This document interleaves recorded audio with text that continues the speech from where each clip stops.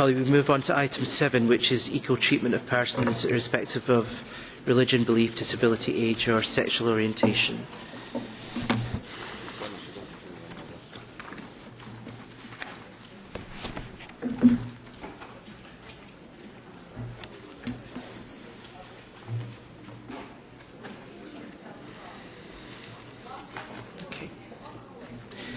So, colleagues, as you know, the Commission published a proposal for this directive. The history of it was that we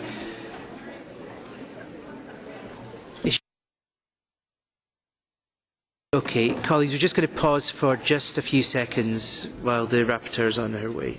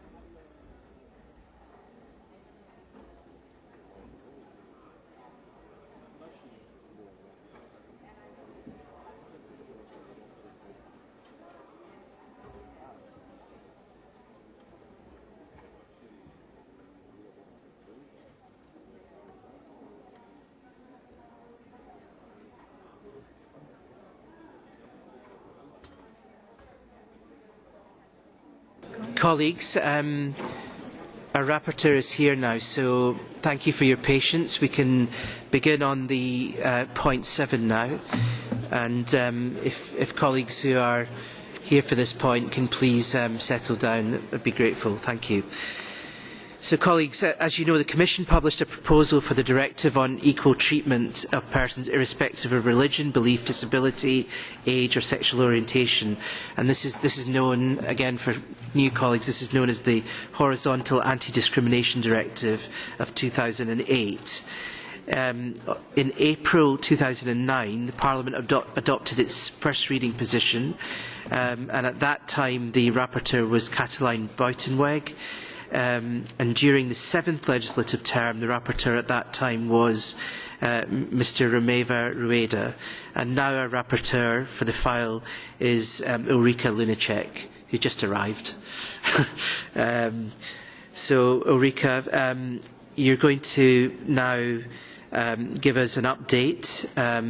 We're also going to hear from the Italian presidency and from the Commission. So I think first, we're going to hear from the presidency. I think we're going to take them first.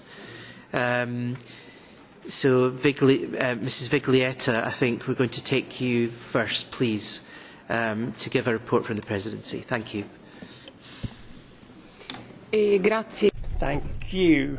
Thank you for this opportunity. In fact, I want to thank the Parliament particularly because it does give me an opportunity to appear in front of you and to give you some feedback on this dossier. Now, in the past few years, a lot of progress has been made on the part of the presidencies which preceded us. It is a very complicated dossier. It brings together a number of issues where we still need to move forward. However, we do know that there is a directive in terms of employment, and that was approved. Now, this directive is more complicated. It's more complicated in its current form because it looks at a whole range of different areas of discrimination. And what it tries to do is to bring together all of these areas where we still have to make some progress. Now, the presidencies before us worked very, very hard and very well, focusing on specific issues. Some of the presidencies worked more, for example, on disability issues. Some worked more on age-related issues. Now, we inherited very good work from the Greek presidency and a progress report, which we started with when we began our presidency. Now, starting from this work, which had been done on a number of positive actions, on clarifying the idea of discrimination, how we define that, clearing up the treatment, for example, the differential treatment on the basis of age, which can, for example, lead to different appreciations of the situation. So the Greeks did very good work.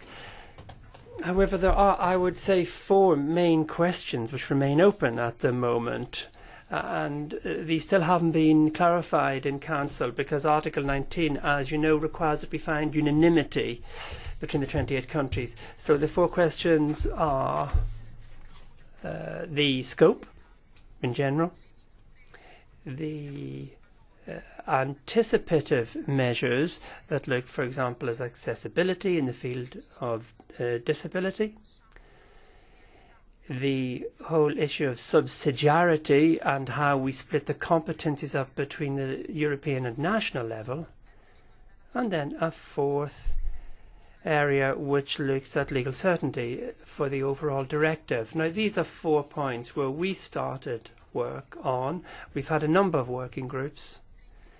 Our intention is to try and identify what the real problems are. And the President of the new Commission has said that it is a priority dossier. So we are concentrating on 2 issues that haven't yet been dealt with. The first is the differentiation between the reasonable solution and accessibility. In other words, this is an act that's got to be adopted by the Commission last year on accessibility that actually wasn't adopted by the Commission, and so we don't yet know what the new Commission's intentions will be in this particular area. And the second area is surveillance. Because in the directive, what we're lacking is a system where the member states would be obliged to gather data and bring this back to the table so there could be a proper evaluation of the state of discrimination across the entire European Union.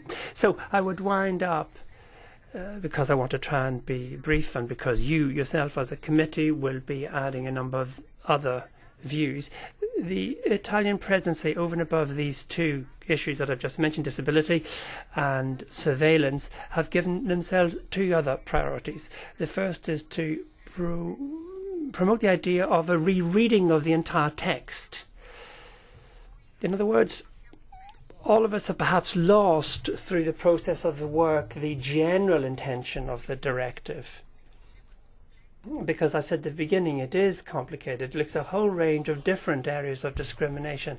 And so what we want to do is to have a rereading of the entire text from the beginning in order to check where the more problematical areas are in the Council. I mean, some delegations have problems in putting, for example, education into the text, or social protection into the text. So we want to reread it in order to identify these open questions. And the second priority that we have is to try and get a debate going at the level of the Council at EBSCO. In December, we will get a debate going between the ministers to understand exactly where the obstacles are which are stopping the Council from getting to a position on this dossier. Now, I really have to underline that all of the member states share the objective of the directive. There are problems of a different nature, but none of the member states are actually contesting the principle that we need to fill in the gaps that exist at the European level. Before we go to the EBSCO Council, there's going to be a debate in co-repair, and now we're going to be asking all the other member states to make a statement and to try and get a debate going where we can really try and understand if there may be some alternative routes. If this directive, was developed a number of years ago, and perhaps we ought to try and evaluate now what the possible alternatives might be in order to try and get to a text which we can get an agreement in Council. And that is our commitment in the Presidency. Thank you very much. Thank you very much. I was just going to say something to you, but you've had a coughing fit. Sorry, I won't say it now. I was just going to say we should frame this, when member states say they share the objective of directives, all member states share our objectives, but I really don't know what it means, essentially. But I look forward to our rapporteur dissecting all of that. I'm sorry you've had a coughing fit, but anyway. Okay, we're going to hear from the Commission now, Mr. Oliveira.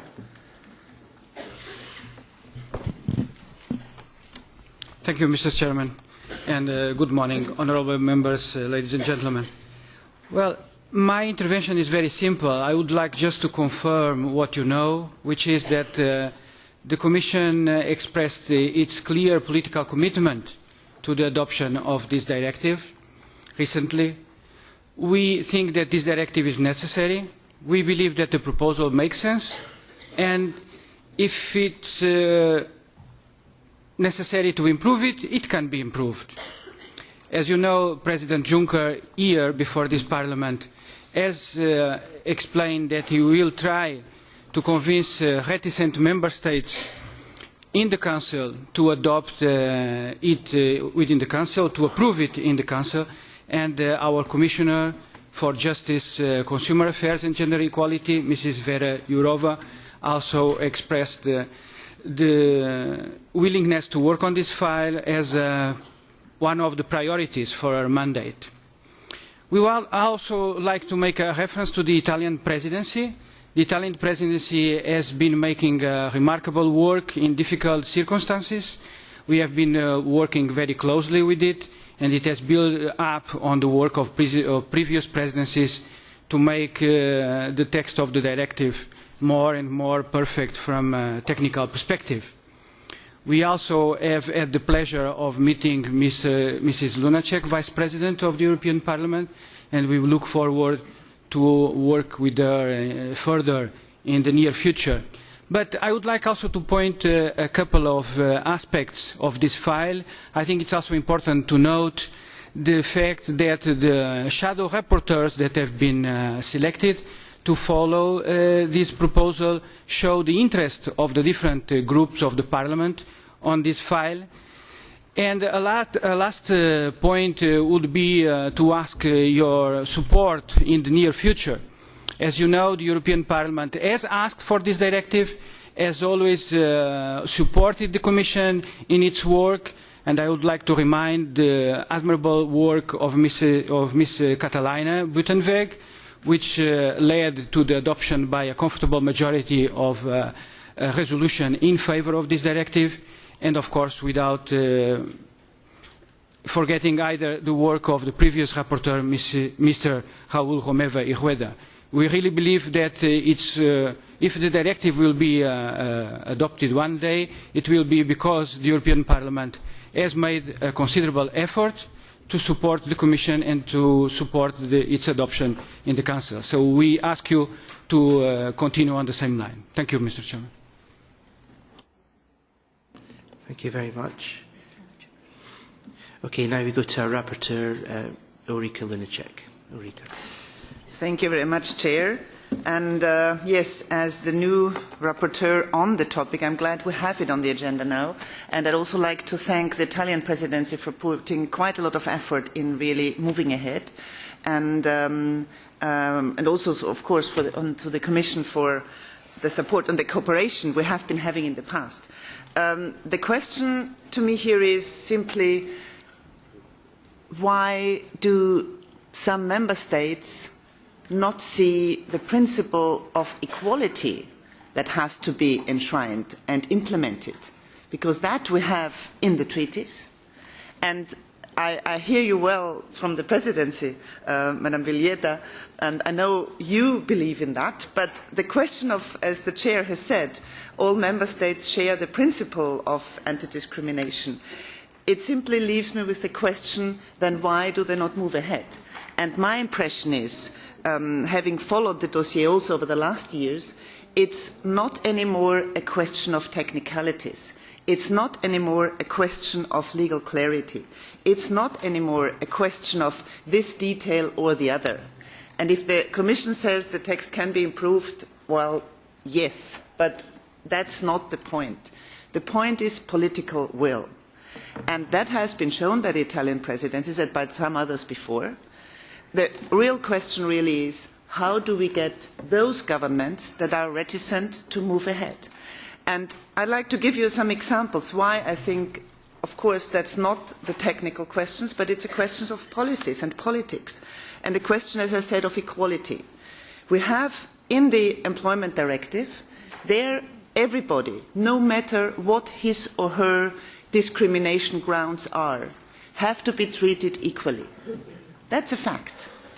Then why is the problem that a person, because of his or her race or colour of skin, can sue a discotheque if they don't let him or her in for discrimination, for racial discrimination?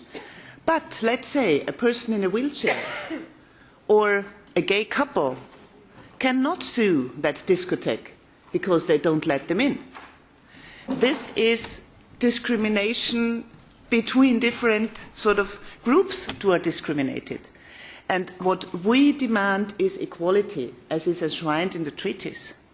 So the different questions on whether accessibility is clear. I mean, people in wheelchairs simply have the same rights to go everywhere on their own without having to ask somebody to help them. I've had a colleague in the Austrian National Parliament for many years who was one of our main fighters on that in her wheelchair. And she said she simply refused to have somebody help her with her electric wheelchair up some ramp because it was too steep or because there were some steps that she couldn't get in or out or go to the toilet or the bathroom. This is something I think the European Union, and that includes the Council, to be very clear on. Our citizens expect from the European Union to treat citizens equally on all grounds.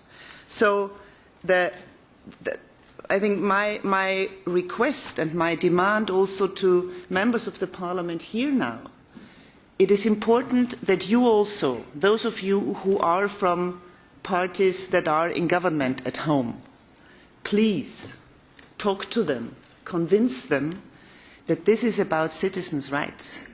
That's about what we always in election campaigns tell everybody how important that is and how important each and every European citizen is. We're not delivering on that. Yes, we, the Parliament, is, the Commission has been, the Council hasn't been delivering. And they are the ones who then always claim the European Union is doing things wrong. Well, in this respect, it's the other way around. Let me go to some maybe more aspects in here that I think that's sort of my main framework. It's about equality, it's about non-discrimination in all fields, and it's about not discriminating some people and giving rights to others, which we already have with the employment and with the anti-discrimination directive on race, which is on access to services and goods. And as I said before, if there is non-discrimination legally binding because of your race, your colour of skin, it has to come also for all other grounds of discrimination, because otherwise people on different grounds are treated not equally, and that cannot be the case. I'm very glad that the new President of the Commission, Juncker, has made a very clear statement that this is one of his priorities, and also Mrs. Jourova has it on her file as a priority. So I'm confident that here from the Commission side we will also have strong support. I'm also confident, and I hope that also not just the Italian presidency now, but also the next one, the Latvian one, will be on our side on that. And maybe one other thing.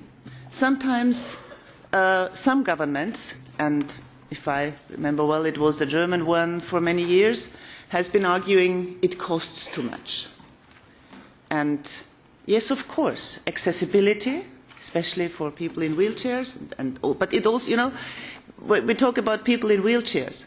But what does it mean if, for example, a father or the mother has a small child in a what's it called? In a stroller, yeah? That also is difficult to go then to a post office that has some steps in it, yeah? So it is something that each and every one of us can need. Yes, of course, it costs something.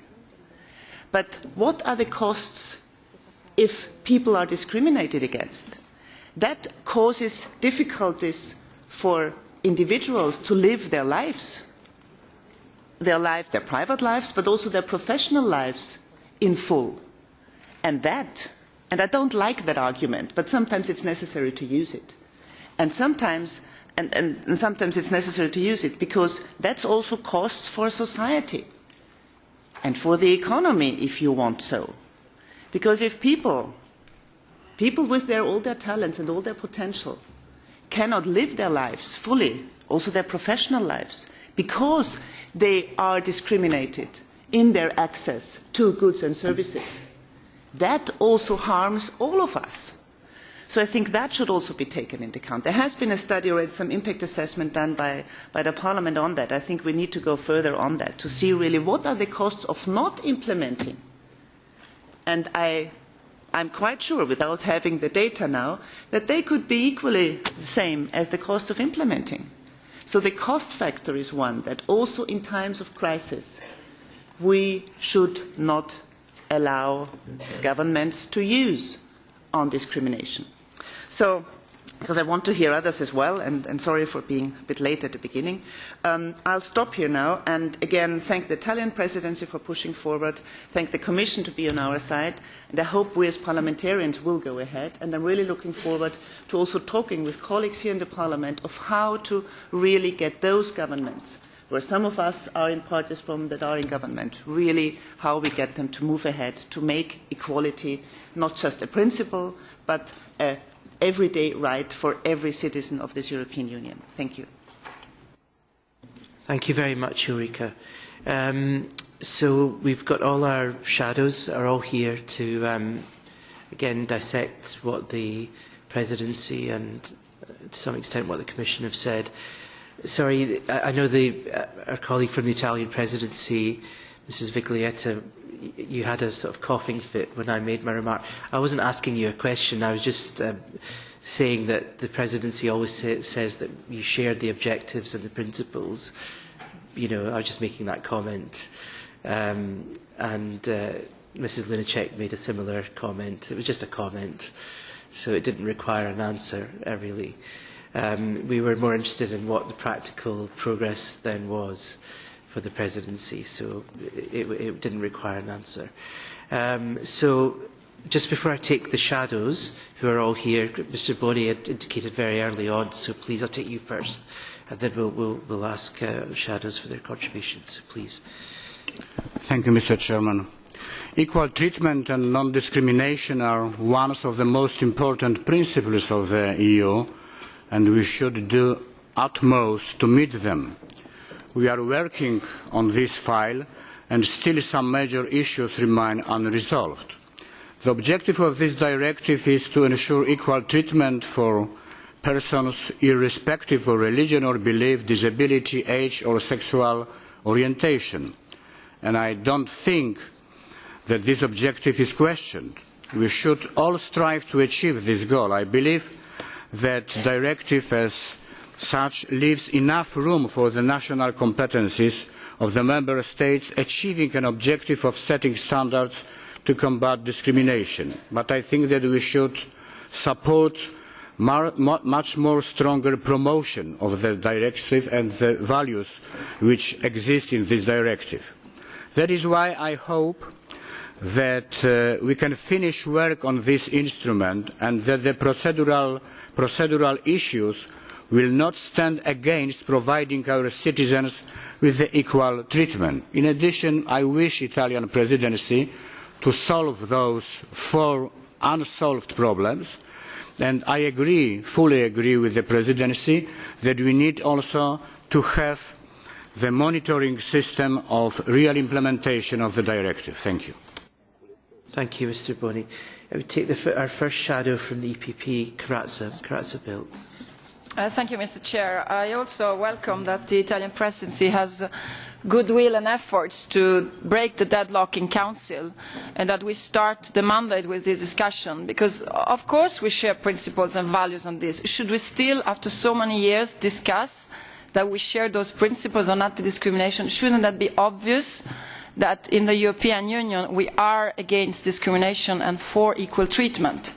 I think it's about time that we move to the next step, which is to really assess what are the real problems in Council and to deal with them. And I very much agree with everything that the rapporteur said, that we have adopted in 2009 a position in this Parliament. So I would like to ask the Italian presidency who is saying that now they will reopen a complete debate and reassess everything. Have you taken into account the position that the Parliament has taken 6 years ago? And are you thinking to take it into consideration and to which extent? You said that you are going to focus on 2 issues, which I think is very good. The differentiation between access and eligibility. And of course I would like to understand a little better how. I do understand that there are problems of costs, actually. That's the point. There are problems of costs in some member states that are linked to the issue of subsidiarity, division of competences, but I really do think that we cannot put values against costs. And really this issue needs to be dealt as the first. I think that the debate in this Parliament has really to focus on, and I look forward to work with the rapporteur and the shadow rapporteur on how to break this deadlock. And I would like to urge the Italian presidency that you say that you're going to have it at ministerial level, the 11th of December, that's the end of the presidency. And I hope that you can reach this meeting at ministerial level, not as a start of a discussion, but a concrete proposal on which areas you think there can be progress. Thank you, Mr. Chairman. Thank you, Corazza. And of course there are costs to not doing it as well, as Mrs. Lunacek said. For the S&D, the shadow is Sylvie Guillaume. Sylvie.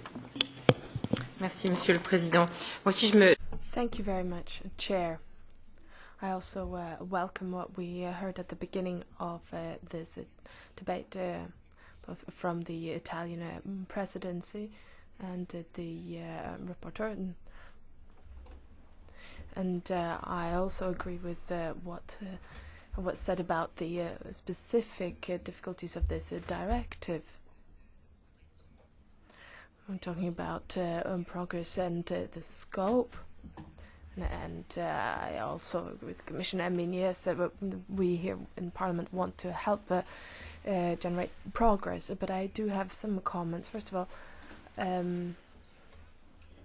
we've been a bit lax. We need to get over this deadlock, and we need to contribute to that as a Parliament. And we also have to take into account that we're seeing more and more cases of discrimination, Ulrike already said so, particularly in the case of people with disabilities, but there are many other types of discrimination as well in our world. And we, of course, had the European elections, and they demonstrated that we needed to a Europe that looks at protecting individuals and fighting discrimination. And these are issues that are very sensitive.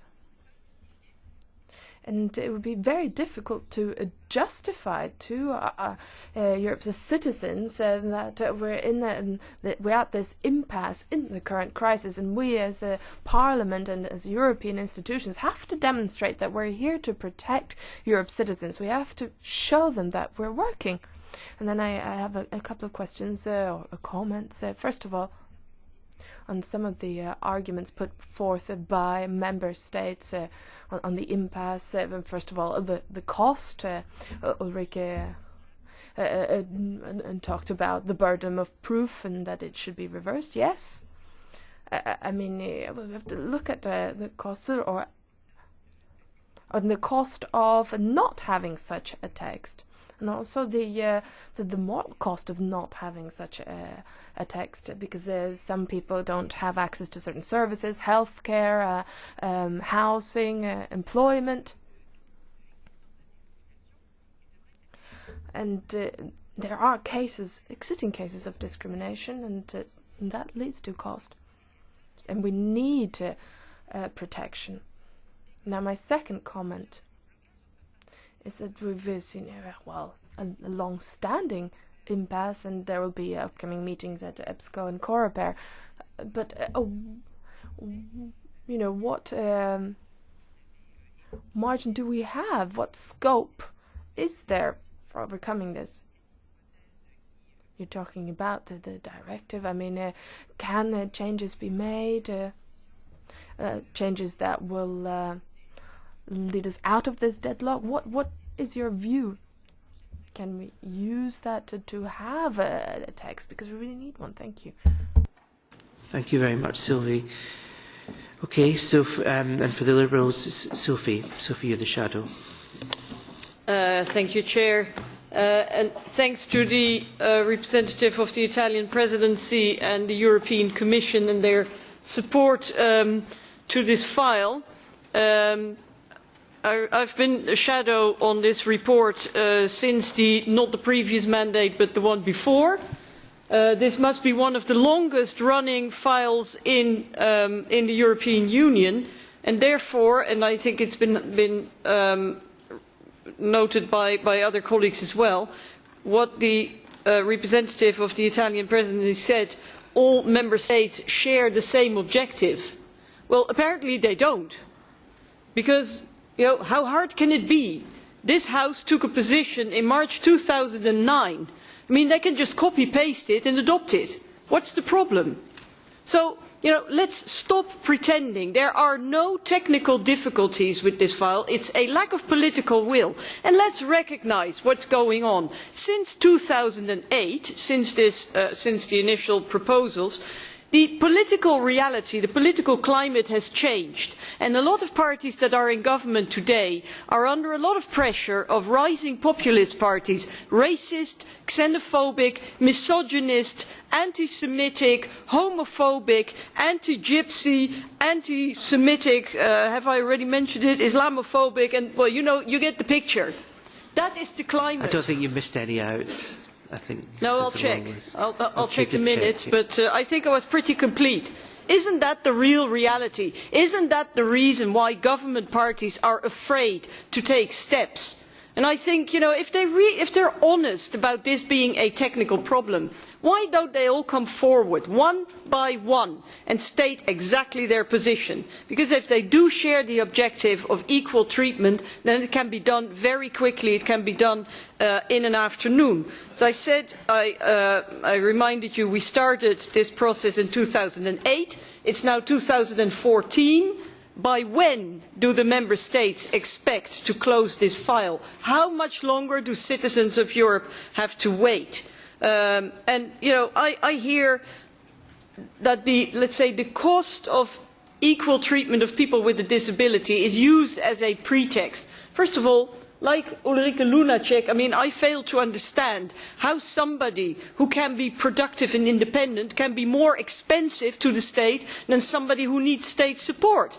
What kind of an argument is that? That's rubbish. Never mind the moral argument of equal treatment. So stop using people with a disability as a scapegoat. And then, given that we started this in 2008, I think everyone could have adapted since, with or without the directive. You know, if we're talking about adapting buildings or you know, for example, new buildings, I mean, they could have all been adjusted since 2008. What's keeping them? And why is it actually that member states need a European directive in order to have equal treatment for all their citizens? Talking about subsidiarity, hello? This is a fundamental right. They should do it spontaneously without a European directive. So let's stop pretending, you know, drop the masks, stop the lip service, just adopt the directive, do it today, use the model adopted by the European Parliament. Thank you. Okay, right. Thank you, Sylvie. Thank you, Sophie. Okay, next is Mr. Chrysogonis. Please. Mr. Chairman, GUE NGL fully supports this directive. However, I must denounce the hypocrisy coming from the side of the Council and from the side of the Commission in regards to this matter. European elites swear in the name of fundamental rights, but in reality they don't want to be bound by concrete rules enforcing human rights. And this is why they haven't pushed ahead with this directive after so many years.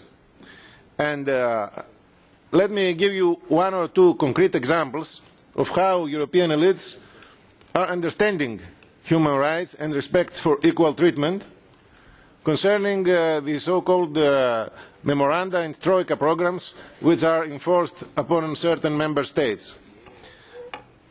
For example, in Greece, the troika, which is composed by two-thirds by the European Commission and the European Central Bank, has imposed upon Greece to eradicate most social benefits for the disabled persons, which is tantamount to flagrant violation of Article 21 of the Charter of Fundamental Rights of the Union, which is now in force. So it is obvious that they wouldn't like to be bound by even more detailed rules, such as the ones contained in the planned directive. And furthermore, as far as the matter of employment is concerned, which is of course the object of another directive which is already in force, the Troika has imposed upon Greece, upon the Greek government, to lower the lowest wages for young people under the minimum of existence, at least 15% under the minimum of existence, thereby imposing discrimination concerning all other employees, notwithstanding the fact that there is, as said, a directive which is already in force, and of course notwithstanding the fact that Article 21 of the Charter of Fundamental Rights expressly forbids such discrimination. Therefore, it's obvious that political will is lacking, and we must denounce this hypocrisy. Thank you very much. Next is Mr. Jurek from the ECR Group. Merci, Monsieur le Président. Je vais parler en polonais. Przede wszystkim. First of all, I'd like to thank Ms. Lunacek and also Ms. Intveld, who have mentioned people with disabilities. So I thank you for your appeals regarding more solidarity with such people. Well, I was the Speaker of the Polish Parliament, and back then we did a lot to help them. We introduced some architectonic changes and facilitations, and also laws were changed accordingly. But I just want to say one thing. When we had hearings for new commissioners, we heard that the college, the entire group, see that LGTB rights are seen also as part of this consensus. And let me tell you at the very beginning that we don't have this consensus. And this is not only constitutional provisions in Poland or Hungary or Lithuania. It's not only referendum in Croatia, for example, which shows you that there is no agreement, but there are also mass protests or movements in countries where such laws were put in place. So there are countries opposing to many rights claimed by LGBT groups, because it's about a social norm of a monogamic family, which should be a part of our legal standards and shouldn't be just an option or just a proposal among many other options. So I want to say just one thing. Promoting homosexuality and political face of homosexuality is a division in Europe. It divides us. And also when we put pressure on countries that are not in the community yet, if we put LGBT rights in our talks with Moldova or Georgia, and it doesn't really boost our authority, our countries entered a community of democratic countries, but not a community that questions the moral and cultural heritage of Europe and also our legal heritage. Thank you. Okay, thank you. Next is Ms. Lauriston Marju for the S&D Group.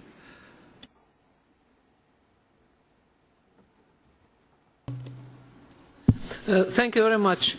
I also want to join the voices which are stressing the urgency of the rights for disabled people. We just last week had in Tallinn a conference organised by us, by a social democratic delegation, about right for dignity. It is a fundamental human right, and there were a lot of people, not only with wheelchairs, but there are people with multiple disabilities, and they really are hoping that we can here in our parliament can help to solve the problem, because it's not the problem only of access to labour market, because it's only part of those people who are included in this group, but there are other people, maybe 80% of people with disabilities, whose dignity is really harmed by the everyday life problems they cannot solve, because in legislation, I suppose not in our country, in many countries, the whole burden is put on family.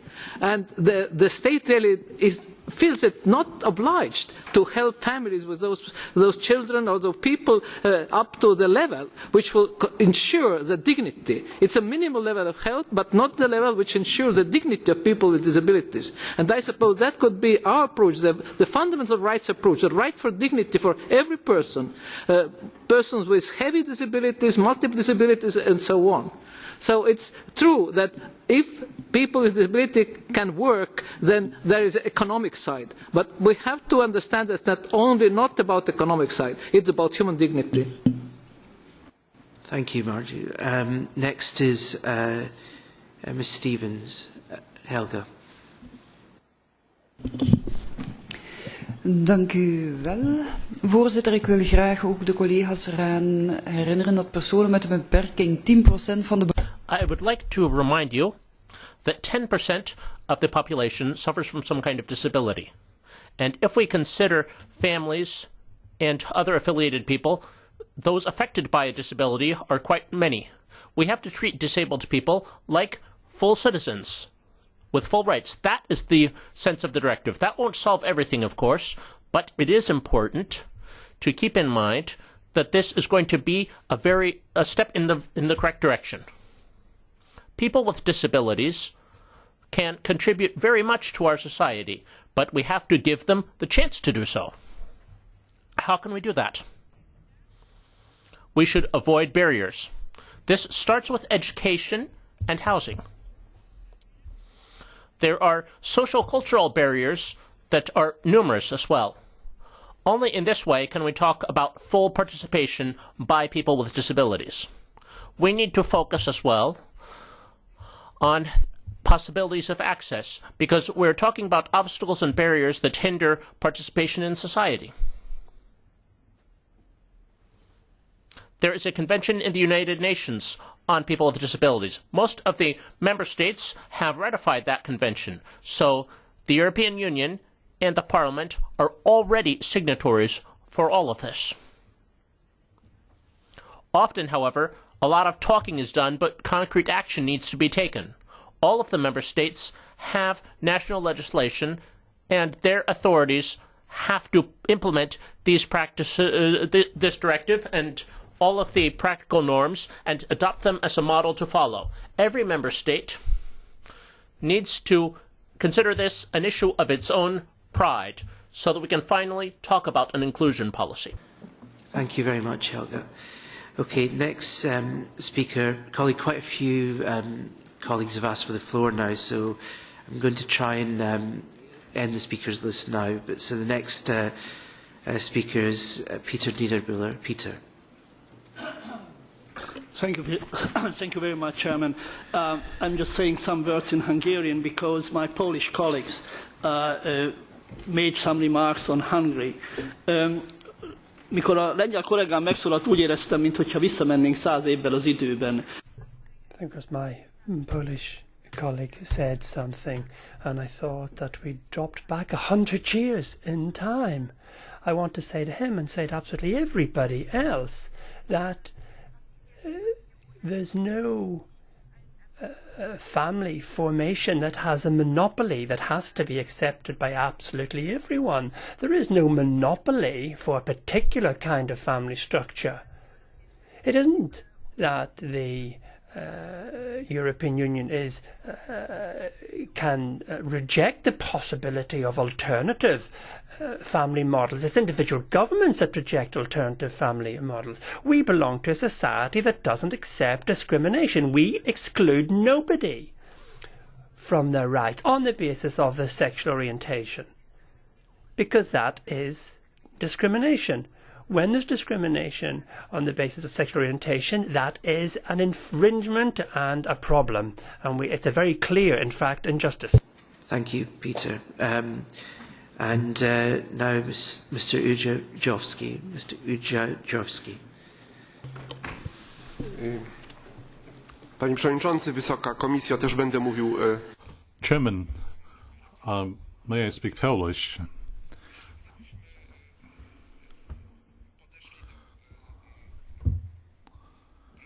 Now, if we approach with goodwill to the draft of this directive, we'd probably focus on the issue of the promotion of persons with disabilities rights.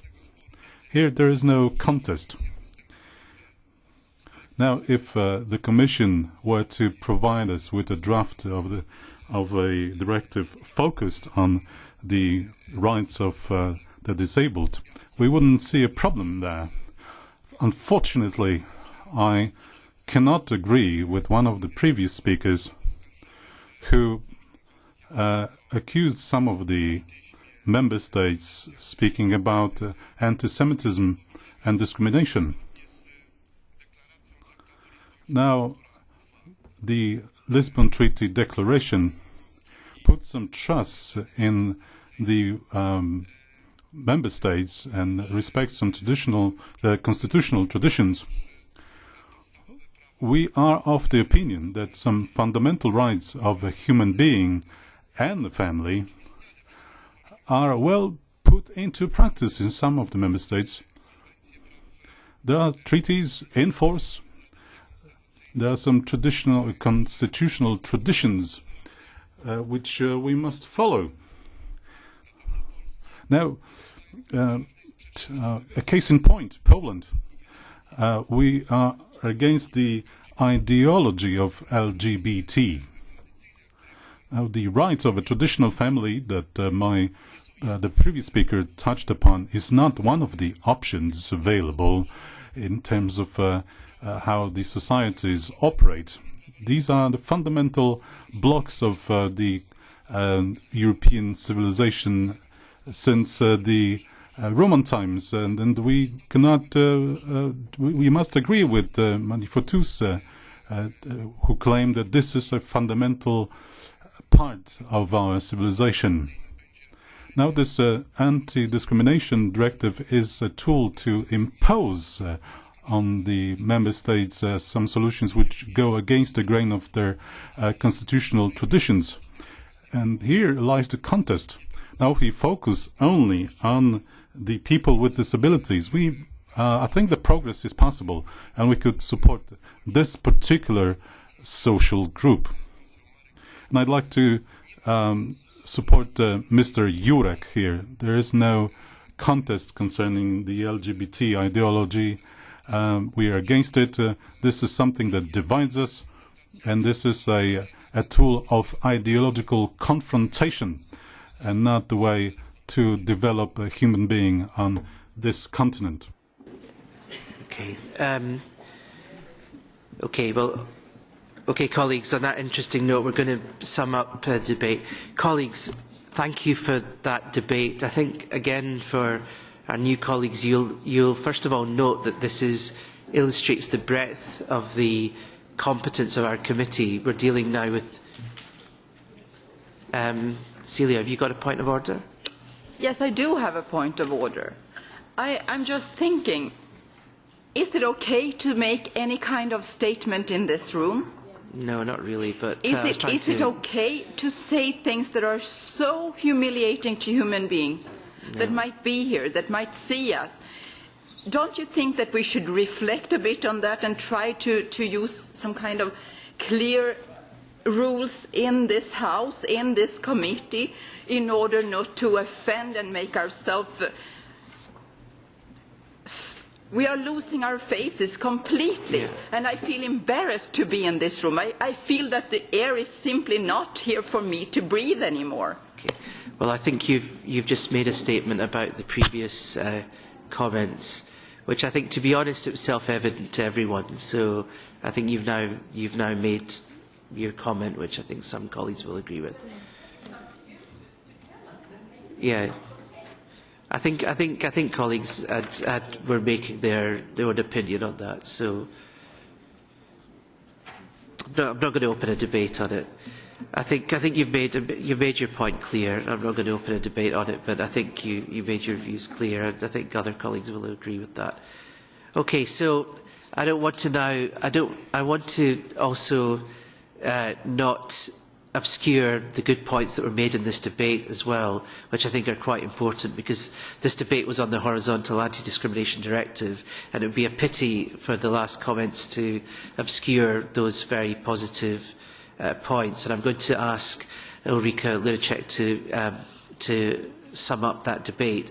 I just want to remind colleagues that this has a long history going back to two rapporteurs, Mrs. Buitenweg and Mr. Romeva, and it's a long history. It's now stuck in Council, and we heard why that was the case, because we have a lot of external pressures, and we heard from the Italian presidency, despite their good work, that we are now going to have a lot of external pressure not to have any progress.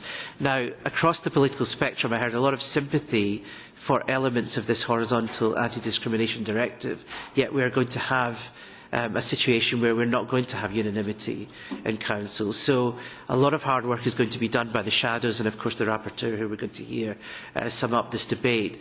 And it's going to be up to colleagues on this committee to work with the rapporteur to really do our job to ensure that we try and make this work. So I'm going to ask the rapporteur now to sum up and give us her strategy about how we take things forward. But there's no question that we have a problem. I'm not identifying the Italian presidency. I know individually you're doing good work. But we have a structural problem now with the Member States and how we try and make progress. But Ulrika, give us your take on how we take things forward, at least from the Parliament side. Thank you, Chair. Before I do what you just asked me now, I need to respond to those here in the room, versus who Cecilia Wikström also referred to, who first of all, and I'm referring to Mr. Jurek and Mr. Ujazdowski, first of all, I'd ask you to read the text. Because this is about access to goods and services. This is about who and which person, and that everybody should be allowed, for example, to rent an apartment without being said, no, I don't want two gay men renting an apartment. I don't want a person with disability renting an apartment. That's what it's about. It's not, and we don't talk here about marriage, same-sex marriage. That's not the point. Please read the directive and then speak. That would be my first request. The second is LGBT rights are not a matter of ideology. Lesbians, gays, bisexual, transgender people have been existing since Roman times and among Roman emperors, if you read some history books, have been existing in all parts of this world, in all cultures, among all religious groups. They exist in the Catholic Church, in other Christian churches, in Jewish churches, in Muslims, in whatever religion you want, because it is not an option. You don't decide who you fall in love with. It could happen also to your children, to your grandchildren if you have them, to your sisters or brothers. You know, to some people it happens that their parents, their father or mother, find out late in time that they are either bisexual or that they also fall in love with people of the same sex. And what you are saying here is discrimination. And I personally, and I don't like to make that personal, but it means that with what you are saying, you are telling me, as a lesbian woman, who has been open about for more than 30 years, that I shouldn't be allowed, for example, to claim discrimination if I were thrown out of a coffee place because I was holding hands with my partner and maybe giving her a kiss in an open place. Because that's something that was happened in Austria in one of the cafes there. Not to me, but to somebody I know. That is what you want to prevent if you are not allowing LGBT rights to be part of this anti-discrimination directive. I don't understand why you then say this directive is a tool of imposing something on member states. I don't understand why you say this directive is a tool of ideological confrontation. What is ideology about falling in love with somebody and wanting not to hide that, but to be able to tell that to your parents at home without fearing that they will throw you out, or without fearing that they'll throw you out from school, or that they will bully you and call you all kinds of things, just because you fall in love with somebody? What's the problem? Sorry. I mean, you are saying these kind of ideological things. You have in the Polish Sejm, where you were Speaker of, an openly gay man elected, Robert Biedroń. You might know him, I guess. I just met him last week in Mexico at the International Lesbian and Gay Association World Conference with more than 500 LGBT people from all over the world, where the European Union is seen as countries, a union of people where LGBT rights are in the forefront, where people and LGBT people could also have a dignity of living a life free of fear. Because in many countries of this world, people like me are put in prison, are being killed, let alone not being able to rent an apartment openly and to live with your partner openly, and maybe the children you have. I really demand from you that you please stop talking about ideological confrontation, that the European Union is imposing something on member states. Your parliaments and your governments have agreed to the Charter of Fundamental Rights, which says clearly that nobody should be discriminated on grounds of sexual orientation. The Lisbon Treaty has been agreed upon by your own governments. I don't know whether you were Speaker of the Parliament at that time, I don't know. But it was your governments, Polish government as well, who agreed on that. So what are you talking about now that the EU, you're part of the EU. The EU is not imposing anything on member states. We just want member states to be very clear that also LGBT rights, equally as rights of people with handicaps, of rights of people who have a religion that is not the majority, who have a political opinion that is not the majority, that are old and don't want to be discriminated against, that these rights are equal for everybody. Ulrika, I'm going to... Yes, I'm sorry, but I think this was necessary. And I'll come to the end. You can now do the dry bit in about 30 seconds. Yes, I will. Don't worry. Because I said most in the beginning, and most of members here who spoke supported what I said in the beginning, and that I also said how I want to move forward. And I also sort of hear that in ECR there's somebody else who is rapporteur, so I hope he will be able, Timothy Kirkhope will be here next time, and I hope to have the support at least of some part of ECR. I think the strategy forward is to take those of us who want, together with the presidencies that want that, and I would love the Italian presidency to get the big step forward and get it done.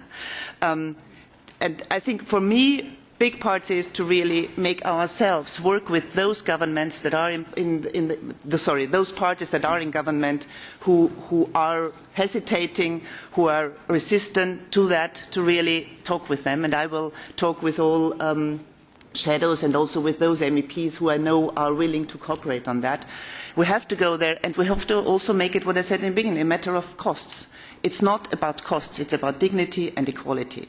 And I'll stop here. Thank you. Thank you very much, Ulrika. So now we ask for the presidency to come up with a no, we're not asking you to say anything because we're way over time, but we look forward to a text and some progress on this, and you've heard the views of the Parliament, and pretty unambiguous that we want some progress. Unfortunately, we're running out of time, so we don't want any final comments, but I think it's very clear and unambiguous what the mood of the Parliament is on the directive. So thank you, colleagues, for an excellent debate. Dans la question formelle, c'est possible? No. Is a point of order possible? Dans la même convention que... Just like the previous speaker. Directive, we'll come back to it. I've got to close it. We were way over time. So, colleagues, I realise we're moving from a very intense and emotive debate now to law enforcement.